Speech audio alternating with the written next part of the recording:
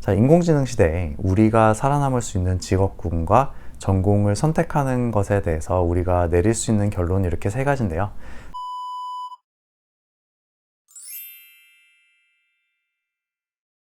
여러분 안녕하세요. 테크놀로지 변호사 앨런입니다. 저희가 이제 챗 GPT에 대해서 전문직 종사자의 입장에서 분석을 이전 영상에서 해봤고요. 거기에 따라서 내렸던 결론들이 있는데, 이제 그런 결론을 바탕으로 이번에는 앞으로 없어지지 않을 직업을 어떻게 결정할 수 있을까에 대해서 얘기를 해볼까 합니다. 우선 이전 영상에서 내렸던 결론을 간단하게 요약을 먼저 해드릴게요. 이전 영상에서 챗GPT를 통해서 뭐 이런저런 변호사, 이제 투자은행, 뱅커의 주요 업무와 관련해서 자료 요청을 해봤는데요. 이제 그걸 통해서 우리가 내렸던 결론은 인공지능 시스템이 학습할 수 있는 데이터가 충분하지 않은 분야는 인공지능이 그 힘을 발휘하는 데에 현저한 한계가 있다라는 거였죠. 이전 영상에서 제일 먼저 진행했던 리걸 리서치는 이제 적어도 미국에서는 거의 모든 판례가 대중에게 공개가 되고, 또 로스쿨에서 저런 판례를 이제 판례집으로 모아서 교과서로도 사용을 하기 때문에 이제 수많은 서적들이 이미 나와 있고, 그래서 챗GPT는 이렇게 이제 퍼블릭하게 공공의 영역에서 나와 있는 데이터를 학습을 해서 사람보다 뛰어난 실력을 가지게 된 거고요. 그래서 저희가 이런 내용에 대해서 GPT에게 프롬프트를 넣었을 때에는 GPT의 역량이 정말 굉장하다는 것을 볼 수가 있었습니다. 근데 그에 반해서 제가 이전 영상에서 GPT에 요청했던 이제 계약서가 초보적인 수준에 그친 이유는, 실제로 M&A 거래 등에서 사용되는 계약서는 이제 로펌이라든지 또 클라이언트의 기밀사항이기 때문에 절대로 퍼블릭에 공개가 될 수가 없는 부분이 있어요. 그러니까 구글 검색을 해도 이제 초보적인 수준의 틀밖에 나오지가 않고, 그러면 GPT는 아무리 러닝을 해도 이제 그 이상을 본 적이 없기 때문에 그 이상이 나오기가 어려운 거죠. 자, 여기서 첫 번째 중요한 포인트가 나오는데요. 이제 앞으로의 진로를 선택할 때 퍼블릭하게 나와 있는 자료를 분석하는 업무가 주요 업무인 곳보다는 주로 대중에게 공개되지 않은 자료를 가지고 일을 하는 직종들, 즉 기업이 주요 고객인 대형 로펌 변호사라든지 뭐 투자은행 분야라든지 또는 이제 프로프라이터리 모델, 일반에 공개되지 않는 자기 회사만의 모델을 가지고 트레이딩을 하는 각종 헤지펀드나 뭐 트레이딩 플랫폼들은 앞으로도 인공지능에게 잠식되기 어려운 분야라고 생각이 들고요. 근데 여기서 중요한 점은 이제 특정 직업군을 모두 묶어서 이건 다 괜찮아 이렇게 얘기하는 게 아니라, 특정 직업군 안에서도 주로 공개되지 않는 자료로 일을 하는 분야로 한정을 해야 된다는 것인데요. 예를 들면 변호사만 놓고 봐도 이제 기업 기밀을 주로 다루는 로펌 변호사들도 있지만, 미국의 경우에는 이제 뭐 일상적인 부동산 거래 이런 것들에서 등기 서류들을 처리해주는 변호사들도 분명히 있어요.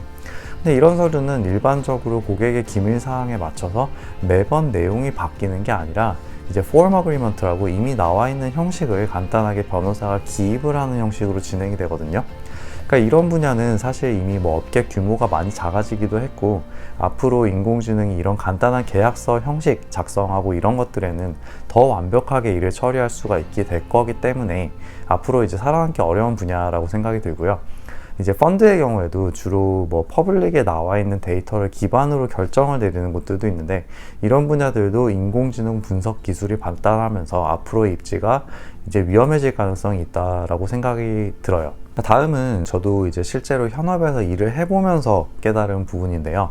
앞서 얘기했던 이 기밀과 이제 맥을 같이 한다고 할 수가 있는데, 생각보다 많은 분야에서 업무에 필요한 내용들을 모두 기록으로 서류로 저장을 해두기보다는 이제 소위 트라이벌 너리지라고, 즉 굉장히 많은 경력이 있는 상급자가 이제 경험에서 나온 지식을 상황에 따라서 같이 일하는 사람들에게 구두로 전달하는 이 oral knowledge transfer가 생각보다 굉장히 많다는 점이에요.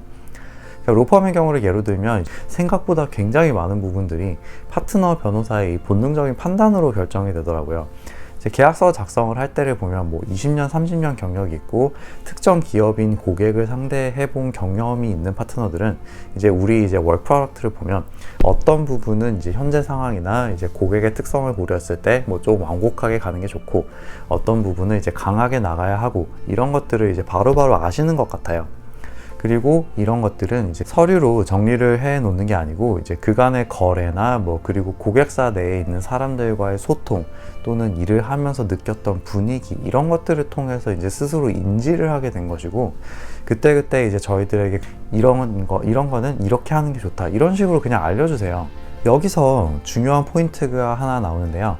이런 식의 미묘한 지식 전달은 인공지능이 액세스를 할 수가 없는 정보이기 때문에 소위 도제식으로 전해지는 이런 지식이 많은 분야는 앞으로도 인공지능이 완전히 잠식하기 어려운 분야라고 할 수 있을 것 같고요.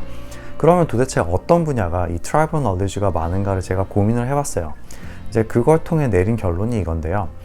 일을 하면서 사람 간의 소통이 많은 분야들이 이런 도제식 지식 전달이 많더라고요. 고객을 상대하면서 쌓았던 경험은 그때의 상황이나 분위기, 뭐 미묘한 기류 등을 하나하나 이제 서류로 문서화해 놓기는 어렵고, 이제 그냥 그 경험이 있는 사람이 몸으로 체득한 것으로 남아있는 경우가 많은데, 바꿔 말하면 이제 고객을 상대하는 서비스 비즈니스는 앞으로도 인공지능이 완전히 잠식하기 어려운 분야가 아닐까라는 생각이 들어요.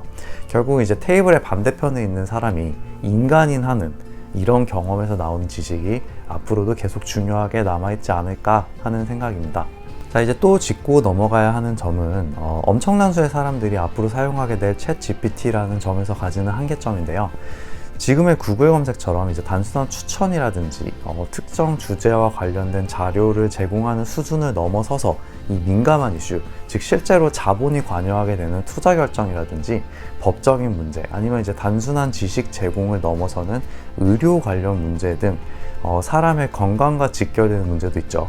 이런 문제들 같은 경우에는 챗GPT가 상대하게 될 이 엄청난 수의 대중에게 직접적인 해결책을 제공하는 데 큰 한계가 있을 거예요. 이건 왜냐하면 이런 민감한 이슈를 다루는 경우에 만약 일이 잘못되었을 경우를 생각해 보면 돼요.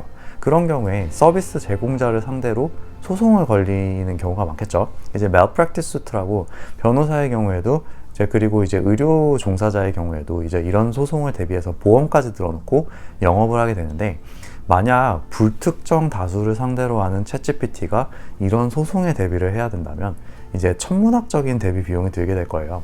이제 그렇게 되면 이 비용은 모두 이용자가 부담을 해야 되고, 그렇게 엄청나게 비싸진 챗GPT 서비스는 더 이상 이제 검색 엔진으로서의 메리트가 줄어들게 되고, 만약 이렇게 비용이 상승을 하다가 결국 인간인 전문가와 직접 상담하는 것과 비슷한 수준까지 가게 된다면 이제 바로 이어서 말씀드리게 될 이제 휴먼 터치, 고객이 사람인 하는 사람인 서비스 제공자를 선호하게 될 것이라는 저의 예측과 맞물려서 살아남게 될 직종이라는 거죠. 바꿔서 말하면 이 고객의 스테이크, 재산이라든지 건강 등 본인에게 매우 중요한 문제가 걸려있는 이슈를 해결하는 직업인 경우에는 챗GPT 같은 인공지능 시스템이 모든 것을 대체하기에 비용적인 한계가 생길 거라는 예측입니다. 자, 여기서 또 하나 언급하고 넘어가면 좋은 점은요, 전문직을 포함한 생각보다 많은 분야에서 고객이 외부 전문가에 의뢰하는 게 반드시 이 고객이 내가 할 수 없는 일이기 때문만은 아니에요. 로펌을 예로 들면 고객이 어떤 일을 의뢰를 할 때 유명 로펌을 사용하는 게 꼭 이 일이 유명 로펌만 할 수 있는 일이라서가 아니라, 물론 이제 정보라든지 자료라든지 경험이라든지 이런 것들이 있어요. 근데 유명 로펌이 관여를 해서 일을 처리했다는 일종의 퍼블리시티 이펙트가 필요해서인 부분도 상당히 크거든요. 특히 이제 기업 간 거래 같은 이제 상대방과의 협상이 필요한 경우에 이런 이제 소위 명성을 뒤에 업고 내가 협상 테이블에 앉는 거랑 그렇지 않은 거랑은 이제 상대방에게 주는 신뢰도나 협상에서 내가 가지는 우위가 엄청나게 차이가 날 수가 있어요. 그러니까 인공지능이 설사 인간 전문가만큼 일을 행할 수 있게 되더라도 그 일을 완전히 대체할 수가 없는 거는 이제 인공지능 시스템이 수십 년, 경우에 따라서 100년이 넘는 세월 동안 쌓아온 어떤 전문가, 로펌, 회사의 명성을 완전히 대체할 때까지 걸리는 시간은 똑같이 필요하기 때문이고, 자, 그러면 이제 앞서 잠깐 얘기한 것처럼 제가 이 휴먼 터치라고 정의하는 마지막 중요한 부분으로 넘어가게 되는데요. 인공지능 세상에서 우리가 중요하게 생각해야 할 것은 어찌 됐건 결국 엔드 유저, 그러니까 고객, 사용자는 인간이라는 점인 것 같아요. 그러니까 예를 들어서 의료 분야나 상담 같은 부분들 경우에도 다양한 자료를 학습을 해서 인공지능 시스템이 사람보다 더 뛰어난 진단을 내릴 가능성이 높다고 생각을 하고, 저는 그럼에도 불구하고 이런 분야들이 이 프리미엄 서비스의 형태로 인간이 차지할 자리가 항상 있을 거라고 생각을 하는데요. 상담을 받는다고 예를 들면 내가 가지고 있는 문제를 해결을 하기 위한 목적도 분명히 있지만, 한편으로는 이제 주변 사람들에게 쉽게 얘기하지 못하는 이야기에 대한 위로, 그냥 그저 따뜻하게 그냥 옆에 있어주는 사람이 필요해서 받는 서비스라고도 저는 생각을 하거든요. 근데 이런 필요에 대해서까지 기계를 상대를 하고 싶은 사람은 그렇게 많지 않을 거라고 생각해요. 그렇다면 이런 서비스들은 인간인 고객이 인간을 상대하고 싶은 마음이 없어지지 않는 한은 언제나 존재할 것 같다는 생각이 들어요. 자, 인공지능 시대에 우리가 살아남을 수 있는 직업군과 전공을 선택하는 것에 대해서 우리가 내릴 수 있는 결론이 이렇게 세 가지인데요. 첫 번째로, 공개되지 않는 자료로 주요 업무가 행해지는 분야, 예를 들어서 머신러닝이 공공의 영역에서 학습할 수 있는 것이 한계가 있는 곳. 그리고 두 번째로 트라이벌 knowledge, 도제식 교육을 통해서 스킬을 전수하는 분야. 세 번째로, 언제까지나 각종 서비스의 엔드 유저는 인간이라는 점.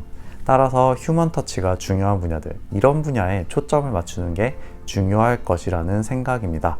다른 영상에서 새로운 세상에 필요한 이런 스킬들을 어떻게 가르칠 수 있을까를 더 자세하게 고민해 보려고 하는데요.